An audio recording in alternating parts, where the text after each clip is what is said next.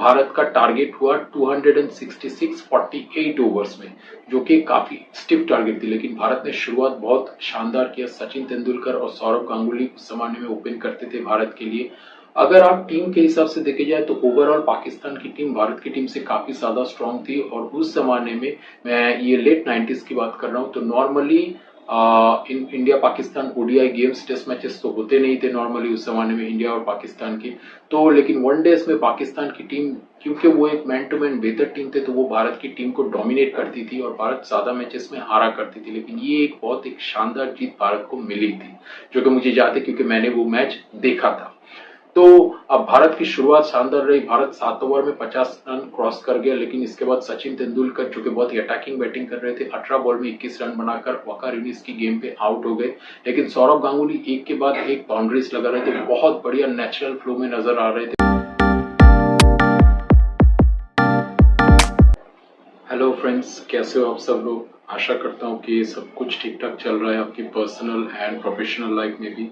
As always it's all about cricket. और आज का जो ये वीडियो है वो है भारत और पाकिस्तान के बीच जितने भी क्लोज गेम्स हुए, क्लोज एनकाउंटर्स हुए हैं, और जहाँ पे कि भारत में अंत में जाके बहुत ही शानदार जीत हासिल की है, उनके बारे में है। तो आज के इस जो पहले मैच के बारे में मैं आपको बताऊंगा। ये मेरा पहली बार था इंडिया और पाकिस्तान का सीरीज। पहली जो मैच के बारे में आपको बताऊंगा, ये 1997 में इंडिया और पाकिस्तान के बीच पाकिस्तान में एक वनडे सीरीज हुई थी 3 मैचेस की। तो इसकी जो सेकंड मैच थी उसमें भारत ने एक बहुत ही स्टिफ टारगेट को चेस करके बहुत ही शानदार तरीके से पाकिस्तान को हराया था और पाकिस्तान की मिट्टी पे हराया था। तो इस हिसाब से देखा जाए तो ये जीत बहुत ही शानदार थी। तो इससे पहले कि मैं स्टार्ट करूं, अगर हो सके तो मेरे चैनल को सब्सक्राइब कर दीजिए, क्योंकि आपके सब्सक्रिप्शन से मुझे बहुत मदद मिलती है and it's a pure source of motivation for me. So thanks in advance for that. तो अगर हम इस मैच की तरफ देखते हैं तो पहली जो वनडे मैच थी वो लाहौर में थी। उसमें पाकिस्तान ने आराम से 180 रन बना दिए, भारत ने सिर्फ 180 रन किए थे। तो दूसरे मैच में पाकिस्तान ने टॉस जीता और टॉस जीत के बैटिंग करने का फैसला किया और पाकिस्तान की शुरुआत काफी शानदार रही। सईद अनवर 18 रन बनाकर आउट हो गए, लेकिन सईद अफरीदी ने अपने नेचुरल अटैकिंग स्टाइल में बल्लेबाजी की और उन्होंने 56 बॉल्स में 72 रन किए। इनिंग्स के 24 में 25वें ओवर में जब भारत की टीम फील्डिंग कर रही थी तो एक बुरी चीज हुई। पाकिस्तान के जो स्पेक्टेटर्स थे उन्होंने भारत की प्लेयर्स पर पत्थर मतलब दागने स्टार्ट किए, स्टोन पेल्टिंग हुई और उस वजह से गेम थोड़ी देर के लिए रुक दिया गया।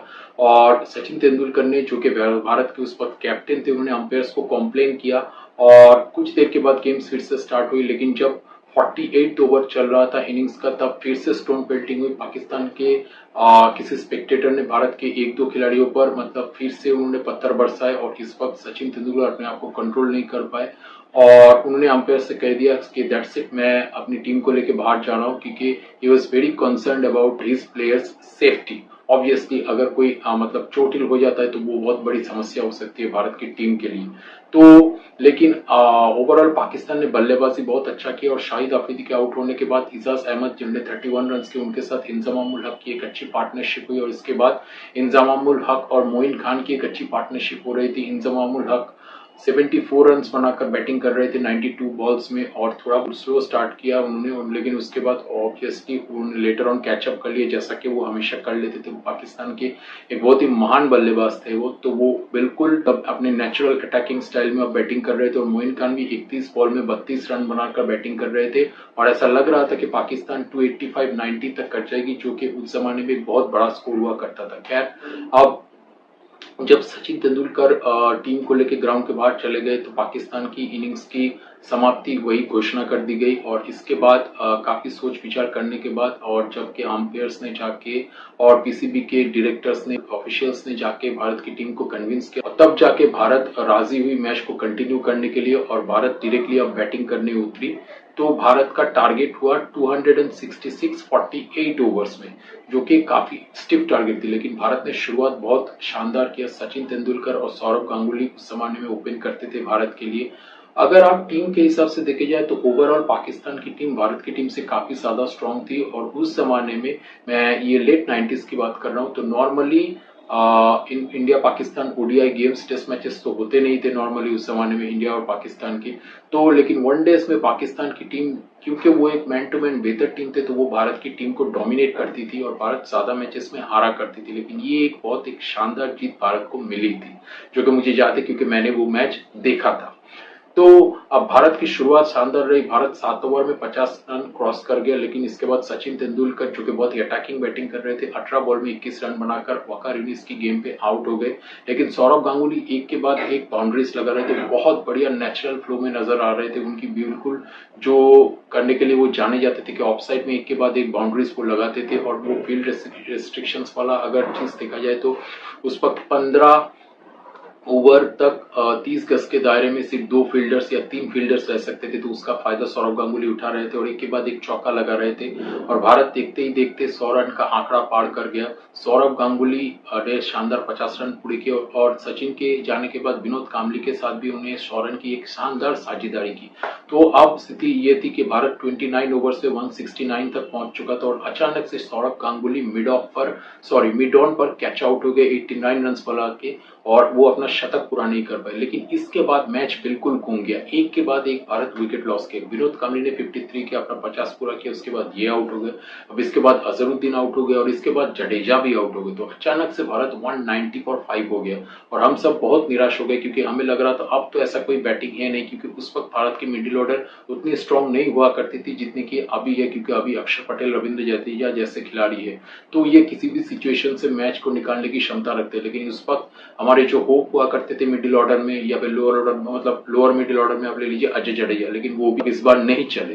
तो इसके बाद पूरा दारोमदार रॉबिन सिंह और साबा करीम पर था और दोनों के लिए बहुत ज्यादा डिफिकल्ट लग रहा था। लेकिन इसके बाद साबा करीम और रॉबिन सिंह ने शानदार बैटिंग की। उन्होंने आराम से एक पार्टनरशिप स्टार्ट किया, बीच बीच में रन रेट को कंट्रोल में रखने के लिए उन्हें 1-2 बाउंड्रीज लगाए और भारत धीरे धीरे टारगेट की तरफ बढ़ता चला गया। साबा करीम ने शानदार 32 बॉल में 29 रन किए और भारत अब इस मुकाम पर पहुंच गया कि मतलब भारत को जीतने के लिए 8 बॉल्स में 9 रन बनाने थे और वकार यूनिस बॉलिंग कर रहे थे। तो अब लग रहा था भारत शायद जीत हासिल कर लेगी, लेकिन यही इंडिया और पाकिस्तान के मैच का मजा है। मैच कब पलट जाए आपको कुछ पता नहीं चलता। रॉबिन सिंह दूसरी छोर पर 31 रन बना के खेल रहे थे और बहुत ही शानदार बैटिंग कर रहे थे। उन्होंने एक छक्का भी लगाया, तो बड़ा मिड विकेट में लंबा छक्का, साकिब मुश्ताक की बॉलिंग पे, जो कि उस वक्त पाकिस्तान के सबसे ग्रेटेस्ट स्पिन बॉलर थे, वन ऑफ द ग्रेटेस्ट थे वो वर्ल्ड के, उस वक्त ऑफ स्पिन करते थे वो। उन्होंने एक लंबा छक्का मारा था जो कि डिस्टिंक्टिवली मुझे आज भी याद है।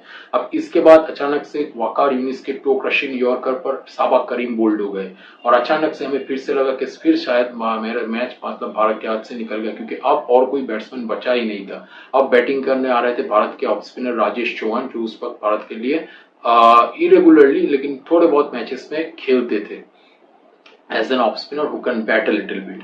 तो अब राजेश चौहान ने लास्ट बॉल पे आके 47 ओवर के लास्ट बॉल पे आके सिंगल लिया।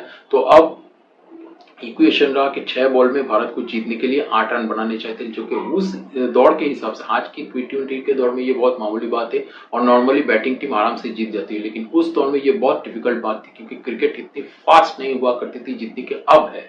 तो अब हमें लग रहा था कि ऑब्वियसली राजेश चौहान एक सिंगल लेंगे और रॉबिन सिंह अगर स्ट्राइक पे आ गए और एक छक्का मार देते या फिर एक चौका मारते तो फिर मैच थोड़ा बैलेंस में आएगा। लेकिन हुआ जो, वो उसकी आशा तो हमें से किसी ने नहीं की थी। राजेश चौहान ने पहली बॉल में साकिब मुश्ताक ने अचानक से फुल टॉस डाल दिया। राजेश चौहान ने एक लंबा छक्का मारा लॉन्ग ऑन पे साकिब मुश्ताक को, और ये छक्का मारते इक्वेशन 6 बॉल पे 8 रन से 5 बॉल पे 2 रन हो गई और हम सब मतलब जैसे झूम उठे। हमें अलग से इंडिया मतलब नहीं जाना गया अचानक से, क्योंकि हमें लग रहा था, और हमें मतलब ये जो हमें लग रहा था बिल्कुल सही लग रहा था, क्योंकि राजेश चौहान एक फ्रंट लाइन बैट्समैन नहीं है, थोड़ा बहुत बैटिंग कर लेते और ऑफ स्पिनर मतलब साकिब मुश्ताक जैसे बॉलर को मारना उनके लिए बहुत ज्यादा डिफिकल्ट था। लेकिन उस वक्त उन्होंने उस मैच में अहम मोमेंट पे एक छक्का मार दिया और इसके बाद भारत मैच में कंट्रोल में आ चुका था।